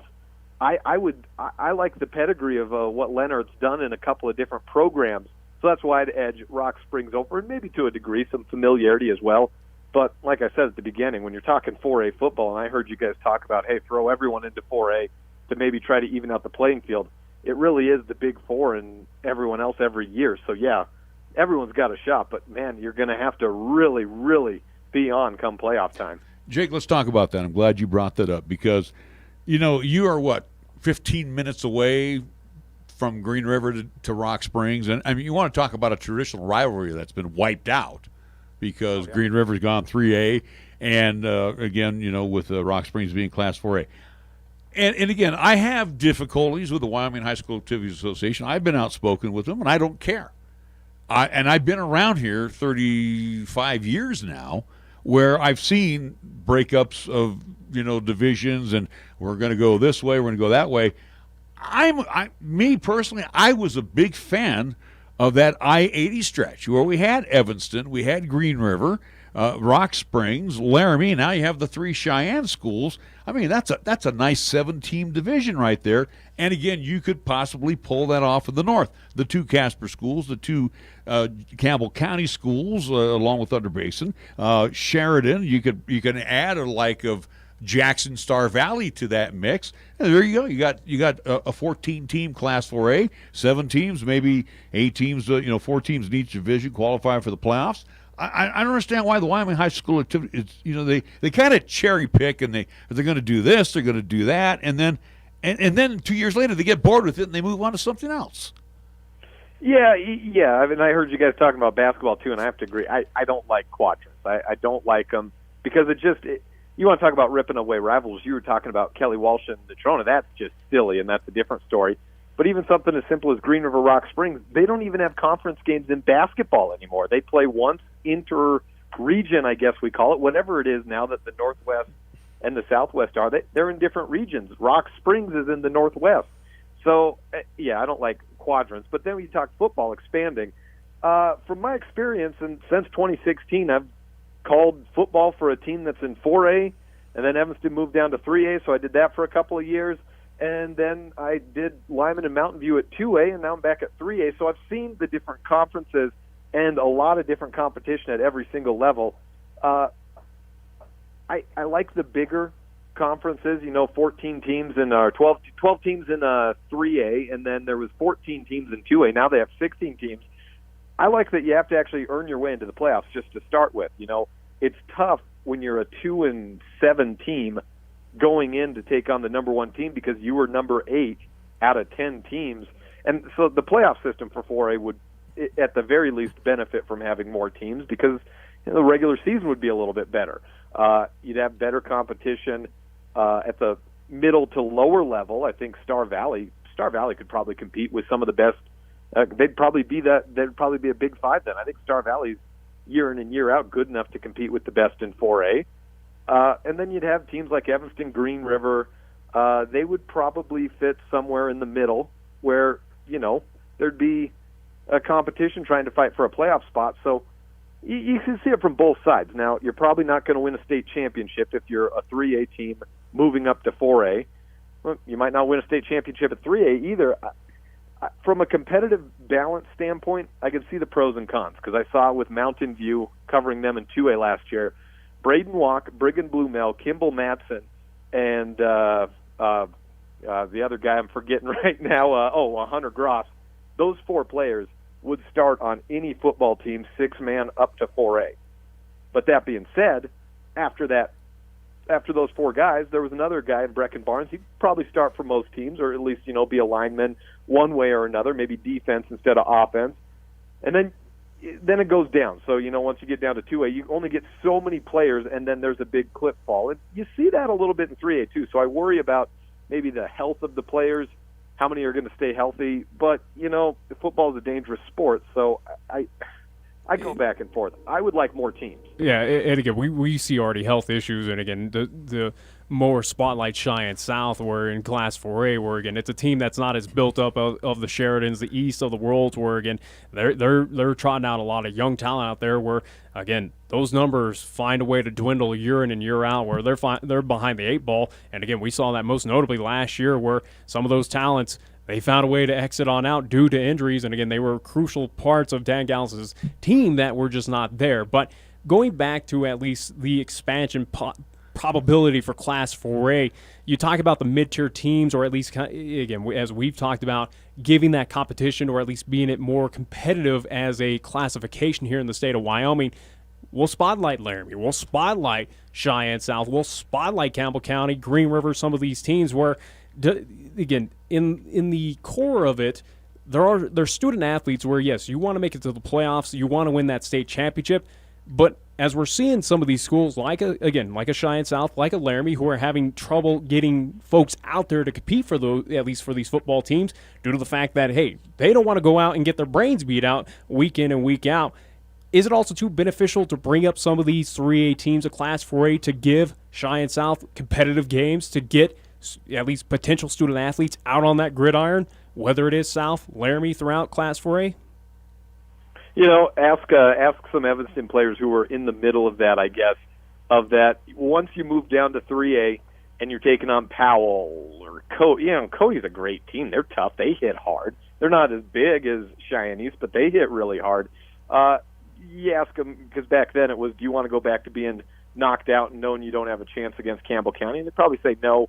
But, I see both sides of it. And I look at the old movie of Hoosiers, or what still happens in the state of North Dakota, where there is Class A and there's Class B, and there's a whole lot of have-nots. But sometimes those have-nots have a team that rises up and stuns them, and you got a town of literally 400 people taking on a town of 20,000 for a state title because they only have 2 classifications. And, I don't want to call out anyone, and I certainly wouldn't call out any team that won state, but if you really win state and you played 7 teams, is it, or you took on 30, a state title should kind of be exclusive. I've always thought that, and I think as the years go on, we keep trying to divvy up schools into, well, if you've got 200 less people here, then you can't compete. And it seems to happen more with football, and I think football is going to be a hard sell. You get more teams in basketball. You get a little bit of whining with that, but it's a hard sell with football because player safety is always at the forefront, and it's always going to be brought up that, with 200 fewer people in a school, that suddenly makes them unable to field a competitive football team. So, I see both ways. I kind of lean toward I'd like fewer classifications or larger classifications, especially in a state where there's just not that many towns. Right. If you can make it work, if it can cut down on travel, all of that thing. Maybe vary up the schedule year to year, too. I appreciate those comments there, too, Jake. That's my feelings right on the button. I was chuckling when you mentioned, moving people up and down. Buffalo was the biggest laugh in my favor, where they were 3A and then they moved them down to 2A, and it's like, hell, they're bigger than Douglas and Wheatland and all these other places. Like, what the heck? Like I said, sometimes you wonder. These guys aren't going out for coffee and they're talking about they're at some bar having a couple of cocktails and then going, hey, you know what, I got a great idea. But anyway, what I want to do, and I'm glad you mentioned Mountain View, because we were talking about the Mountain View burn situation. You, and again, knowing that part of the country and calling a lot of those games, what do you think about the Bighorn Rams moving into that 2A? Talk about not just one dominant team now. You got 2 programs that got a lot of tradition behind them. I picked the worst year to leave 2A, I'll tell you guys. I mean, it's Bighorn joining 2A is bad news for 2A teams hoping that they've got a chance to do something this year. I think there's a couple of teams at the top, and Bighorn, by moving from 1A to avoid playing 9-man, and that's exactly what they did. That's why they did it. That's why Cokeville did it. Todd Dayton's not taking two guys off the field in Cokeville, and neither is Bighorn. Bighorn's the favorite, according to Patrick Schmidt at Wyoming football, of what they've got coming back. Look, I know what Mountain View lost. They've got some good guys coming back. Ashton Schofield, he'll be a good two-way player for him. He's a shoe-in all-stater. I think Hunter Meeks for Mountain View is quite possibly your two-way lineman of the year for his contributions offensive and defensively. He was calling out the audibles for the offensive line for that undefeated state championship team last year as a junior. So they've got some great guys coming back. But, I mean, Bighorn, I watched them at the state championship last year. They looked like they wanted tougher competition at the state. I mean, they just ran over Cokeville. And, I mean, Cokeville was down a little bit, but historically a great program and a great coach, obviously. 2A is going to be fun. I mean, that's the one conference that if you could cherry pick a schedule for, I want to cover this game this week across all classifications, over 8 weeks, you might end up picking just from 2A three games that you'd want to cover for this year.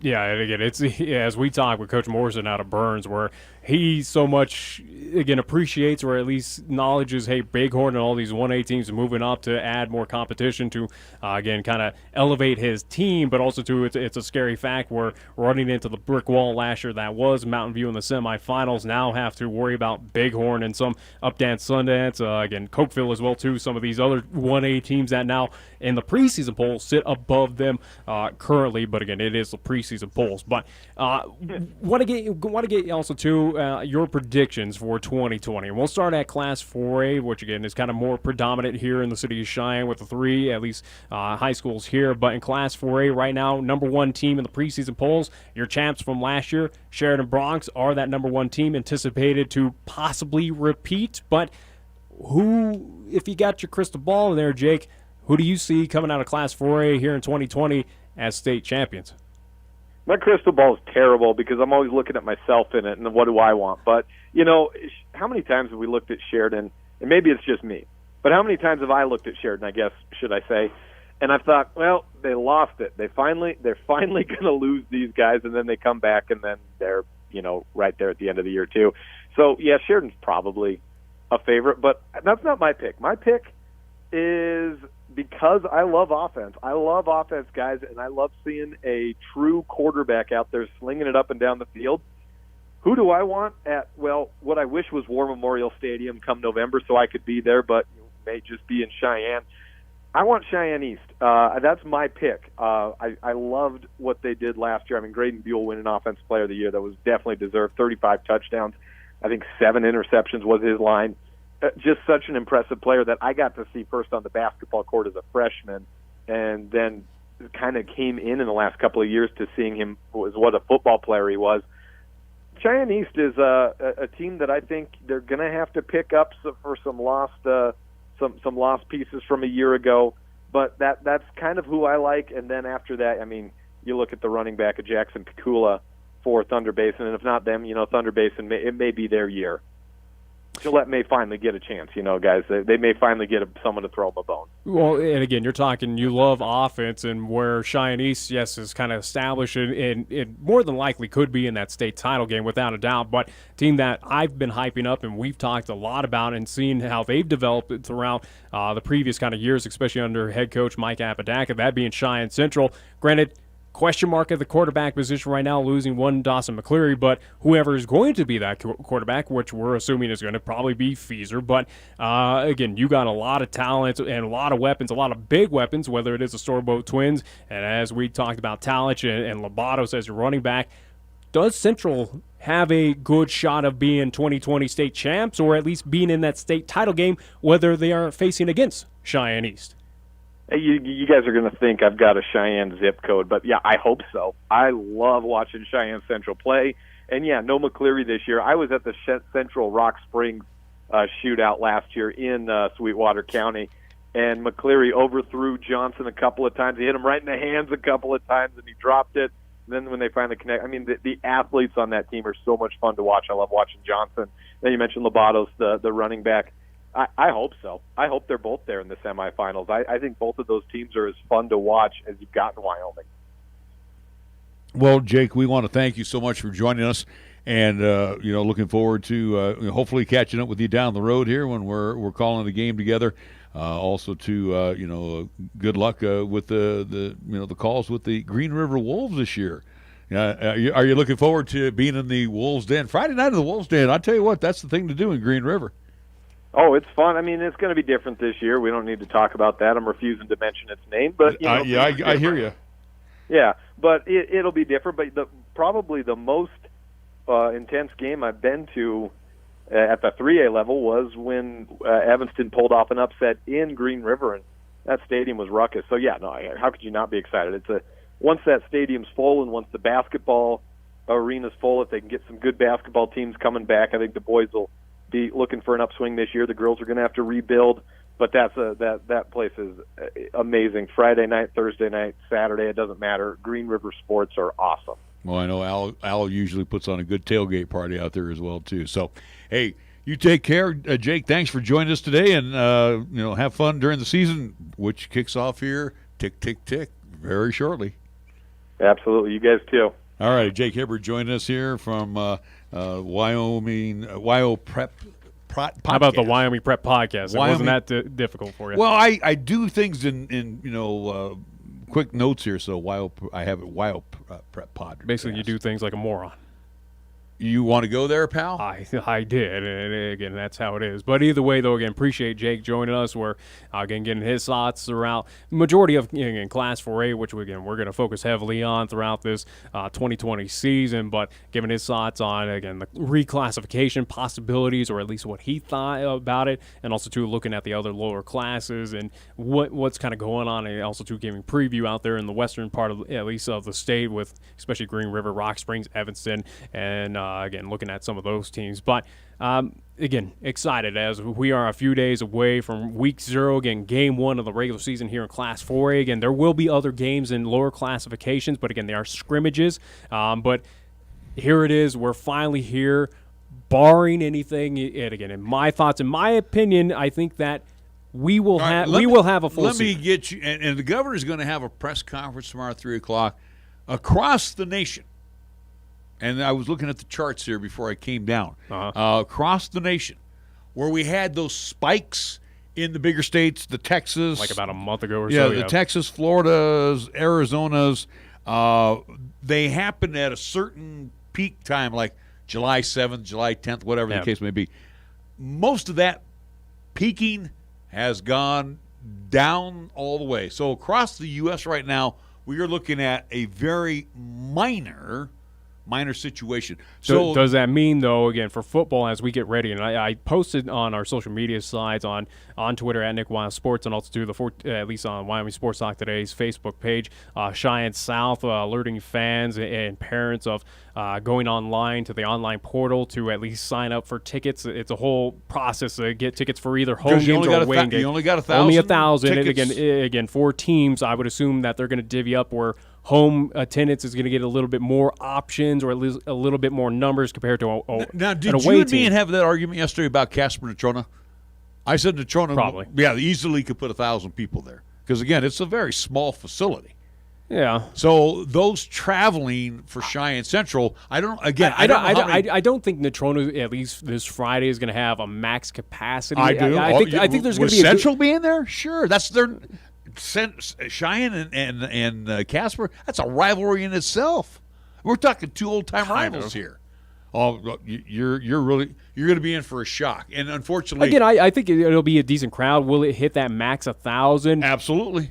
I guarantee I wouldn't doubt. I'm not saying it isn't, but again, to be determined. But as you're alluding to, and what we'll get into is, with Governor Gordon and how this is all evolving with COVID-19 and how it is.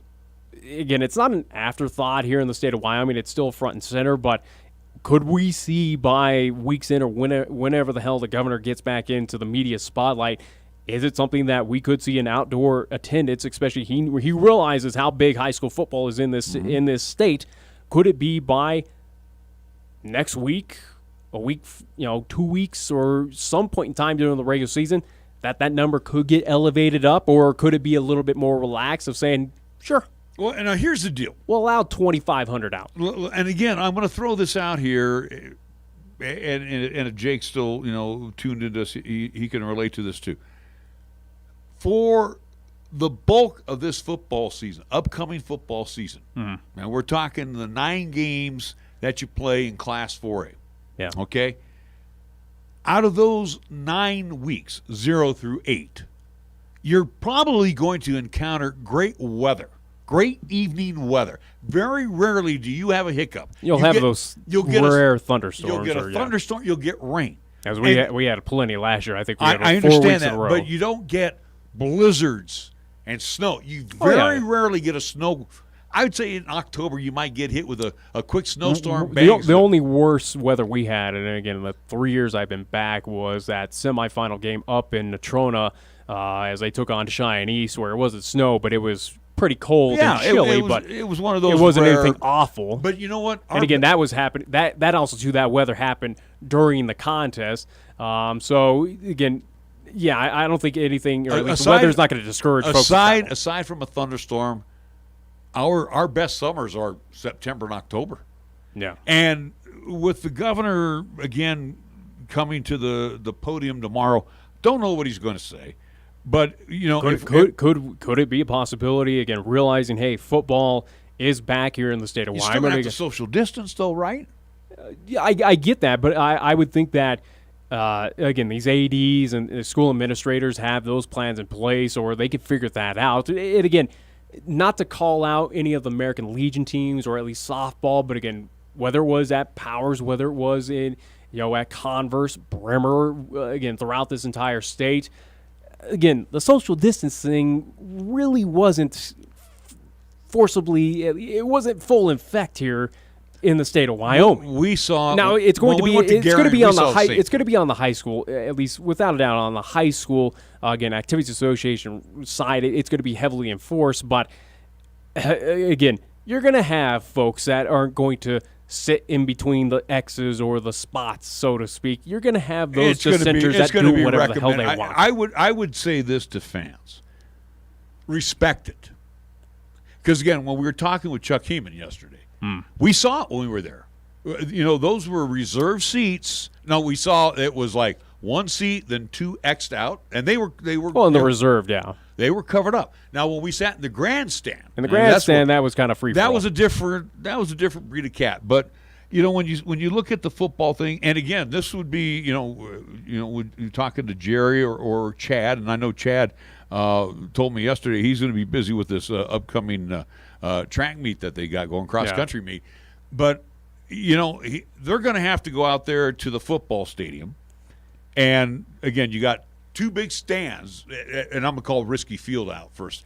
If you're going to do the social distancing thing, Nick, yeah, you and me go to the game. So Larry and Nick sit here. Then you're going to have to go XX. And who knows, there's even that could be even a guarantee. It might be just a recommendation of saying, hey, watch out, try to be 6 feet apart, or again, try to be spaced out. But again, going back to the summertime with Powers, with even in Laramie when we went over there, again, the social distancing thing wasn't really a thing here in the state of Wyoming, where again, thankfully didn't turn into a negative. I have no issue with it. Again, when I was in Florida, I respected it at the theme parks or wherever I was, again, in the airport and all that fun stuff. I respected it. But again, out here, thankfully, those were, again, we had fans in stands. We had good crowds at these contests for baseball, for softball. And again, terrible things did not happen, thankfully. And it might be encouraging to at least, and again, high school I think is going to be a different beast where you might see those markings on bleachers. You might have to actually be sitting 6 feet apart, whether they have the lines or do whatever, tape it away. Some auxiliary stands by the track area. Yeah, again, but will numbers increase from the max of 1,000? You would hope so. You would hope at a point in time during this where, again, whether it is, let's go to 1,500, 2,000, 25.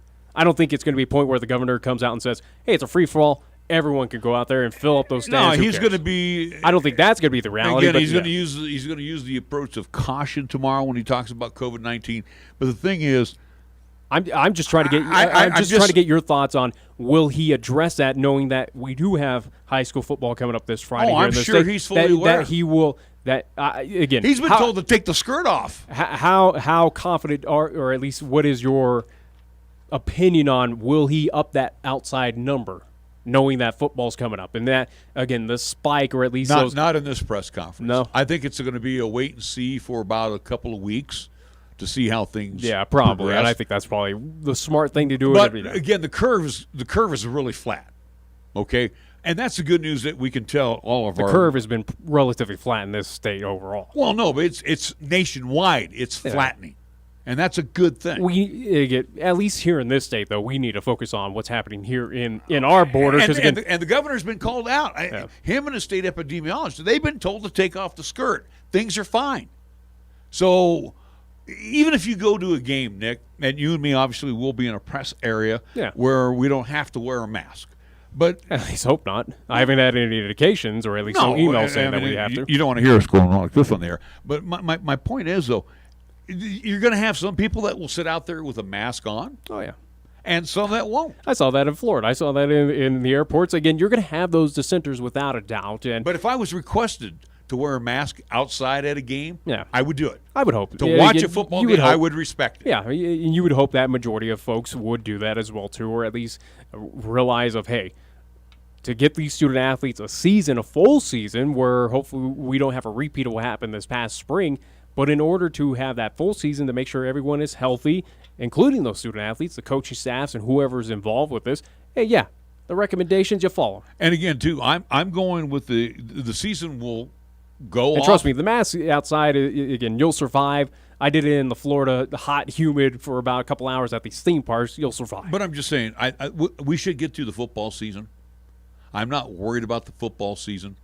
I'm just worried, and I'll go back to what I said yesterday, and I repeat it again, and I hope somebody gets word to these folks. Yeah. I'm worried about the hygienics. If you are so damn worried about these kids getting COVID-19, then you better provide them with better hygienics. And that means after the game, you make them take a travel bag with them, and they take a shower. Well, you're going to have to ask the coaches tomorrow when you talk to them. I will. Well, I'm not even going to ask the coach. You go to the athletic director. Yeah, I was going to say, you have an athletic director to talk to tomorrow. Because the thing is, if we're in this day and age, again, you know it as well as I do, Nick, everywhere we go, you got to put hand sanitizer on. Yeah. Right? Clean your hands, again, stuff that you should already be doing. So, these guys get done with a football game, and you know it too, wearing football gear, you're sweating. It's gross, yeah. And again, it's sweating, and again, And aside from, and again, you're traveling 180 miles. You're not traveling 20 minutes like I did to go and take a shower, okay? In this situation, you're going to travel 180 miles without a shower?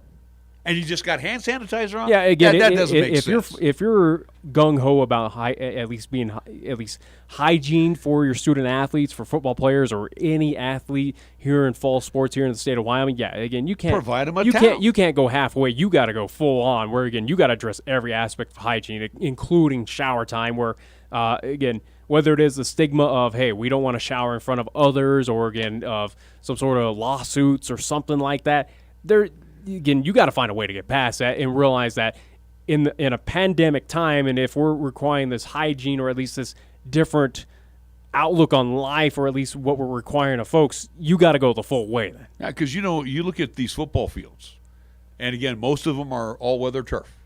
Okay, you do have your hands in the tires, the crushed tires. Now, in addition to their sweat, again, you're putting hands on pads, on jerseys. You're touching the other player.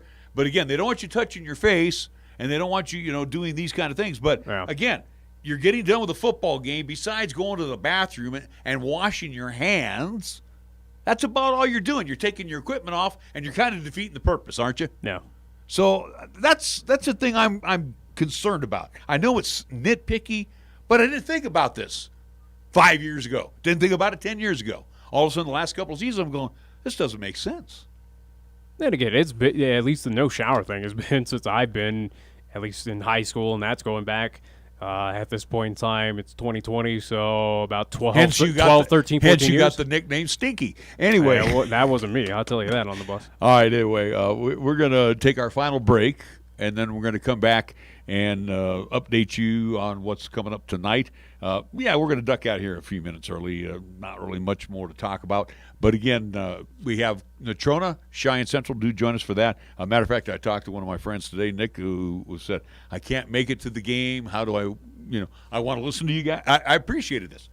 I want to listen to you guys, and then I also want to watch it. So gave them the avenues to do that. So we'll have 1480 AM, 101.1 FM, 1480KRAE.com, which thankfully is back up. But I took care of that.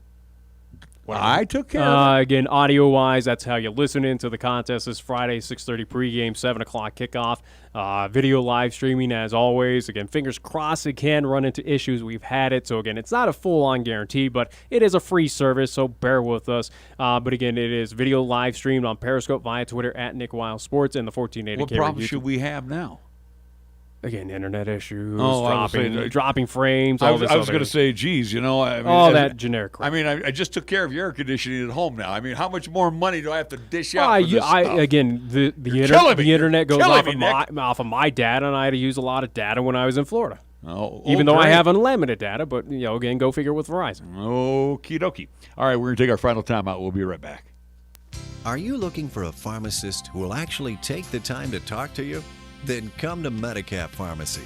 We're dedicated to healthcare only, which means we'll fill your prescription quickly, and then we'll make time to listen, answer your questions, explain your prescriptions, and tell you about possible drug interactions. Medicap Pharmacy will always make time for you. Medicap Pharmacy, 1947 Bluegrass Circle, next to Texas Roadhouse in Cheyenne. Or call 635-3712. When you are dealing with the Coin Shop to buy, sell, or trade your gold, silver, or other precious metals, you will be met with honesty, fairness, knowledge, and exceptional customer service. The Coin Shop has been serving Cheyenne since 1982 and is a respected member of our community. Call David today at 778-7196 to meet privately or visit during regular business hours, Monday through Friday, 9 to 5 p.m. The Coin Shop, a dealer you can trust, 510 West 16th Street. Whether you're driving in town or heading on a long journey, remember to have your car or truck serviced at Cheyenne Auto Repair and Service. They will take care of most minor situations, from a simple oil change to working on your fuel pump, tune-ups, brakes, shocks, and making sure you stay cool on your long road trips by taking care of your air conditioning unit.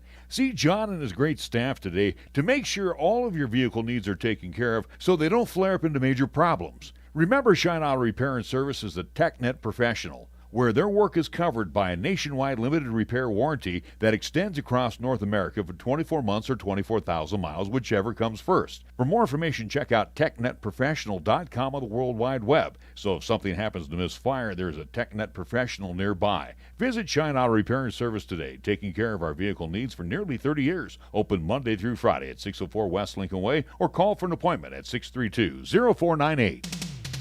Your locally owned and operated radio stations, KYOI-FM and 1480 KRAE-AM, are just that, local, serving Cheyenne and Laramie County, where your advertising dollar stays local too. It doesn't end up in Colorado, Oklahoma, New Hampshire, or even New York. We conduct business here, we shop here, and we live here. And we support our entire community 24/7, 365. Just because it has a window dressing doesn't mean it isn't a facade. A reminder from KYOI and 1480 KRAE. At First Tier Bank, we are proud to be a member of this great community and will always support all of our high school athletes. First Tier Bank takes great pride in sponsoring the live broadcast of the games and would like to wish all of our teams good luck. We share the credo with Newt Rockney when he said, "One man practicing sportsmanship is far better than 100 teaching it." It's all about the high school sports at First Tier Bank, 1508 Stillwater Avenue, Cheyenne. 10 years ago, the Department of Defense selected High West Energy to provide electricity on F.E. Warren Air Force Base.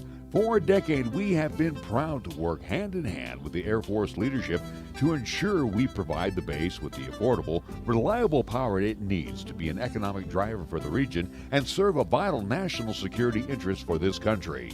High West Energy, the best choice, the local choice, the right choice for you. When you say Mondello Pizzeria, think authentic Italian. When you say Mondello Pizzeria, think made fresh from scratch. When you say Mondello Pizzeria, think great pizza, delicious Philly cheesesteak, superb hot and cold Italian sandwiches, meatballs, sausage, and special subs, calzones, crisp salads, and great service. When you say Mondello's Pizzeria, think unmatched Italian taste. Mondello's Pizzeria, 1507 Stillwater Avenue, your only true Italian stop for lunch or dinner. B&B Appliance and TV has been your locally owned appliance store. Not only do we offer several major brands, we also service what we sell. And we have the largest parts department in Laramie County. Next time you're in a big box store, just ask to see their parts and service department. Then come visit the appliance experts at B&B Appliance and TV, 714 Central Avenue. Best brands, hometown service. Here's the latest weather forecast on 1480 KRAE. For today, it'll be mostly sunny with highs around 93. If it's a night, it'll be partly cloudy with lows around 59. On Wednesday, it'll be mostly sunny with a possible thunderstorm in the afternoon with highs around 89. And on Wednesday night, it'll be partly cloudy with a slight chance of rain showers with lows around 56. Tired of lazy and predictable sports talk radio? We know you are. This is Cheyenne's new sports radio home. It's Wyoming Sports Talk Today, and it's right here on AM 1480 KRAE.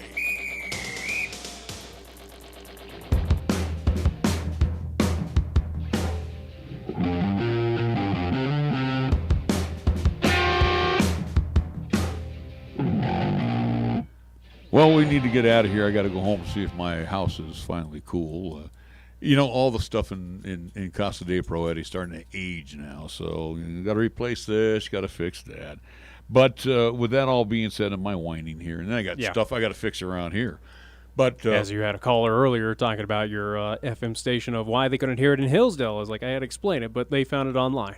Yeah, I got to tell you again. Part has been you. Well, you I already know. realize that, but they were still calling about it. You know why I'm. He was understandable. He was like, "Hey, again, you're not corporate, and obviously during time." So I told him, "Hey, here's how you listen online." And No, he was like, I'll tell you. My partner that I bought this thing from, he didn't protect it from lightning, and I'm out in the middle of Farmville, USA, where lightning hits every day. So I have to order a special lightning protection kit. And it's like, why do these? It's like my partner, he built these things cheap and dirty, and it's like, you know what? Eventually comes back and haunts me. So I'm getting everything all taken care of right now, paying for it, getting it done. All right, we got to wrap things up. We've got